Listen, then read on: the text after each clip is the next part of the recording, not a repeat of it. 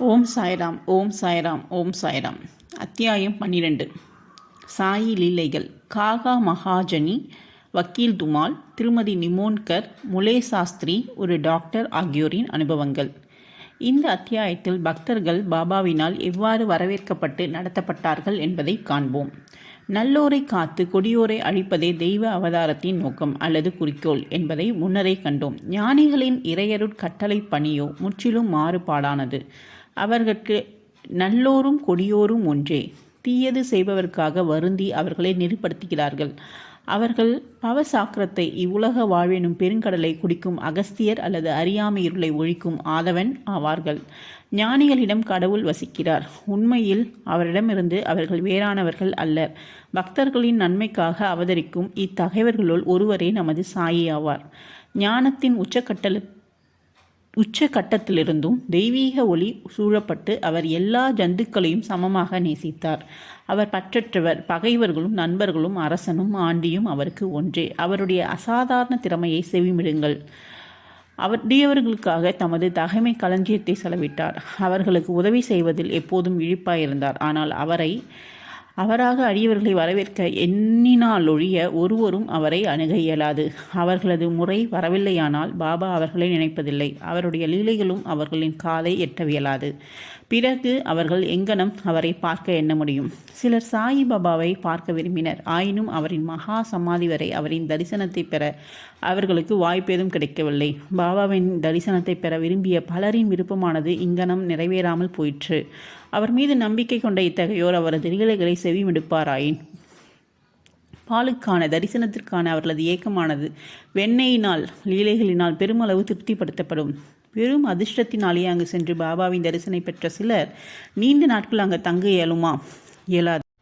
அங்கு ஒருவரும் தாமாகவே செல்ல முடியாது. நாம் நினைத்தபடி அங்கு நீண்ட நாட்கள் இருக்க முடியாது. பின்னர் அவர்களுக்கு அனுமதி கொடுத்த நாட்கள் வரைக்குமே அவர்கள் அங்கு தங்க வேண்டும். பாபா அவர்கள் அவ்விடத்தை விட்டு போகும்படி கேட்டதும் அவர்கள் அவ்விடத்தை விட்டு போய்விட வேண்டும். எனவே அனைத்தும் பாபாவின் சங்கல்பத்தையே சார்ந்து இருந்தன.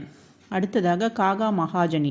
ஒருமுறை காகா மகாஜனி ஜீரடிக்கு பம்பாயிலிருந்து சென்றார். அவர் அங்கு ஒரு வாரம் தங்கி கோகுலாஷ்டமி பண்டிகையை கண்டு மகிழ விரும்பினார்.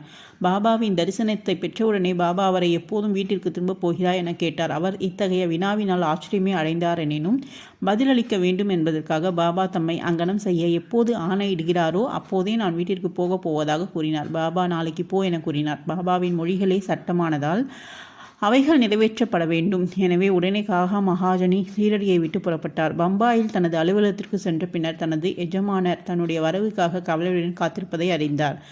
அவரது மேனேஜர் திடீரென நோய்வாய்ப்பட்டு இருந்தார். எனவே காகாவின் வரவு அவருக்கு தேவைப்பட்டது. ஷீரடியில் காகாவுக்கு ஒரு கடிதம் அனுப்பியிருந்தார். பம்பாய்க்கு அது திருப்பி அனுப்பப்பட்டது. அடுத்ததாக வக்கீல் சாஹேப் துமால். இப்போது மாறுபாடான ஒரு கதையை கேளுங்கள். ஒருமுறை பாவ் சாஹேப் துமால் ஒரு விசாரணைக்காக நிபாட்டிற்கு சென்று கொண்டிருந்தார். வழியில் ஷீரடிக்கு சென்று பாபாவின் தரிசனத்தை பெற்று உடனே நிபாட்டிற்கு செல்ல விரும்பினார். ஆனால் பாபா அவரை அங்கனம் செய்ய அனுமதிக்கவில்லை. ஒரு வாரமோ அதற்கு மேலோ அவரை ஷீரடியில் தங்க வைத்தார். இதே நேரத்தில் நிப்பாட்டில் உள்ள நியாயாதிபதி அடி வயிற்றில் ஏற்பட்ட வலியினால் மிகவும் துன்புற்றார். எனவே விசாரணை ஒத்தி போடப்பட்டது. துமால் அங்கு சென்ற பின்னரே விசாரணை தொடர்ந்தது. முடிவில் துமால் வெற்றி பெற்றார். அவரது கட்சிக்காரர் குற்றமற்றவராக தீர்ப்பளிக்கப்பட்டார். அடுத்ததாக திருமதி நிமோன்கர். நிமோனின் வதந்தாரும் ஹானிரரி மேஜிஸ்ட்ரருமான திரு நானா சாஹிப் நிமோன்கர் தமது மனைவியுடன் ஷீரடியில் தங்கியிருந்தார். திரு நிமோன்கரும் அவரது மனைவியும் மசூதியில் பாபாவுடன் பெரும்பாலான நேரத்தை கழித்து அவருக்கு சேவை செய்து வந்தனர். பெலாப்பூரில் அவருடைய மகன் நோய்வாய்ப்பட்டான். பாபாவின் சம்மதத்துடன் பெலாப்பூரி சென்று மகனையும் மற்ற உறவினர்களையும் கண்டு அங்கு சில நாட்கள் தங்கி வரலாம் என்று அன்னை தீர்மானித்தாள்.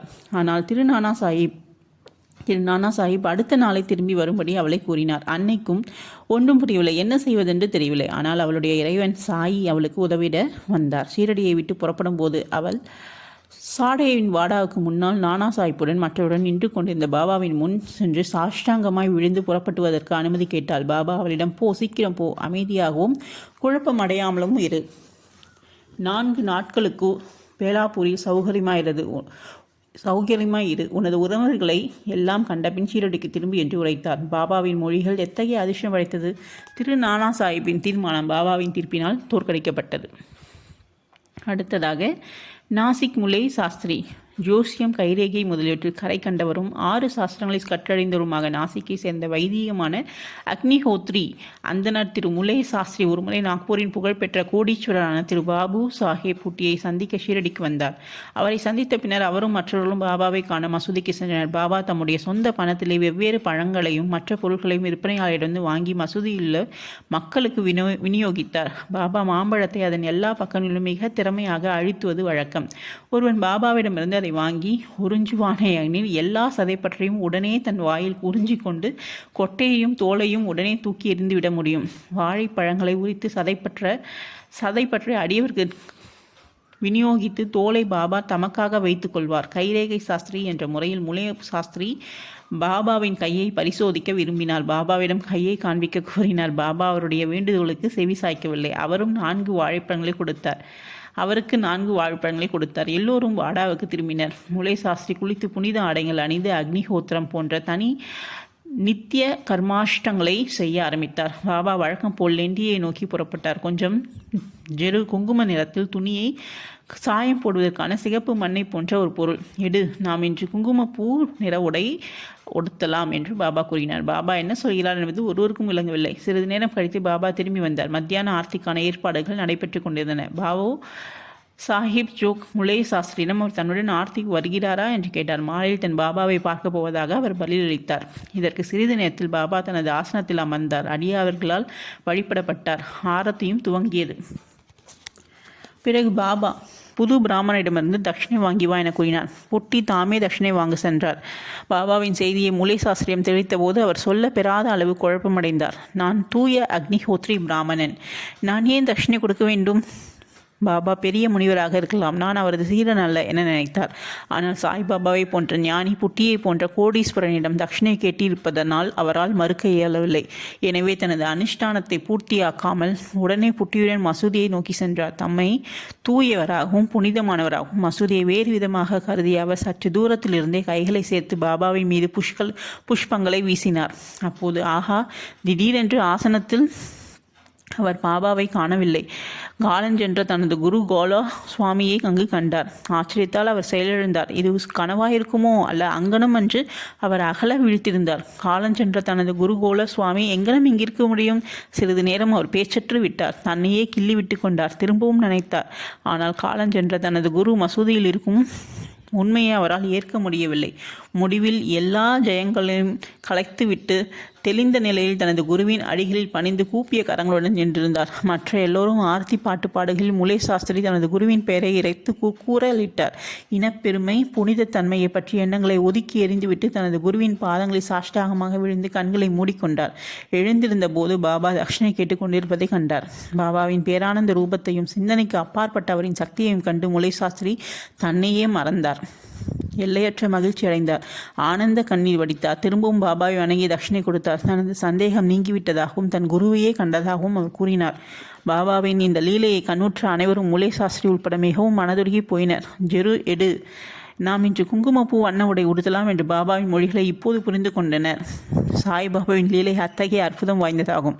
அடுத்ததாக ஒரு டாக்டர். ஒருமுறை ஒரு மம்மல்தார் தனது டாக்டர் நண்பருடன் ஷீரடிக்கு வந்தார். தனது தெய்வம் ராமர் என்றும் தான் ஒரு முகமதியர் முன் பணிய போவதில்லை என்றும் கூறி ஷீரடிக்கு வர விருப்பம் இல்லாதவராயிருந்தார். மம்மல்தார் அவரிடம் அவரை பணியும்படி ஒருவரும் கேட்கவோ வற்புறுத்தவோ மாட்டார்கள் என பதிலளித்தார். எனவே தோழமை கூட்டின் மகிழ்ச்சியை நல்குவதற்காக அவரும் உடன் வருதல் வேண்டும். அவ்வாறாக அவர்கள் ஷீரடிக்கு வந்து பாபாவின் தரிசனத்துக்காக மசூதிக்கு சென்றனர்.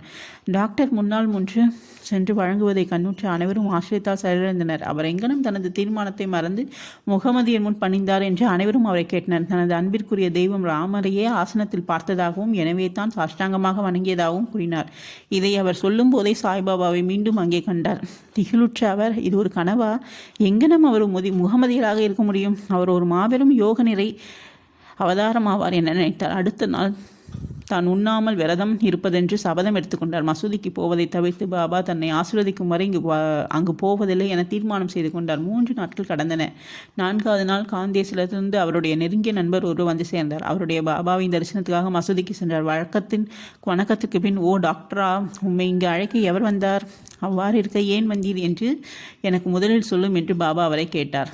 இந்த மிக முக்கியமான வினாவை கேட்டு டாக்டர் மனம் உருகினார். அன்றிரவே அவர் பாபாவினால் ஆசீர்வதிக்கப்பட்டார். தூக்கத்தில் பேரானந்த பெருநிலையை பிளிஸ் சுப்ரீம் அனுபவித்தார். பின்னர் தனது ஊருக்கு சென்று 15 நாட்கள் அதே நிலையை அனுபவித்தார். இங்கனம் சாய்பாபாவின் அவரது பக்தி பன்மடங்காக பெரியது. வேறு எவ்விடத்திலும் இல்லாமல் நாம் நம்முடைய குருவினத்தில் உறுதியான நம்பிக்கை கொண்டவராய் இருக்க வேண்டும் என்பதே இந்த கடைகளின் முக்கியமான முலை சாஸ்திரியின் கதையினுடைய நீதியாகும். அடுத்த அத்தியாயத்தில் இன்னும் அதிக லீலைகளை விவரிக்கப்படும். ஸ்ரீ சாயியை பணிக. அனைவருக்கும் சாந்தி நிலவட்டும். ஓம் சாய்ராம், ஓம் சாய்ராம், ஓம் சாய்ராம். அடுத்த அத்தியாயத்தில் சந்திப்போம். நன்றி.